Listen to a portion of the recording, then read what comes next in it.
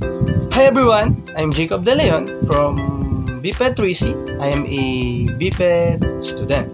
I'm here to explore and explain what is the difference between curriculum and assessment.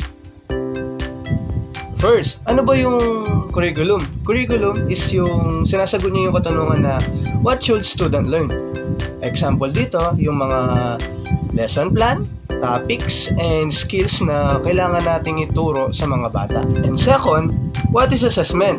Yung assessment naman ay sumasagot sa katanungan na how well did student perform or learn well? Ito yung mga example dito. Ito yung mga performance tasks, mga quizzes, mga homework na binibigay natin sa mga student.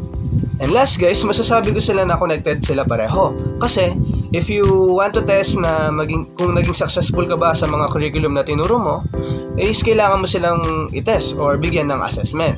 So remember guys, curriculum is what to teach, and assessment, how they learn well. Together, they make learning effective. Thanks for watching guys. Bye-bye.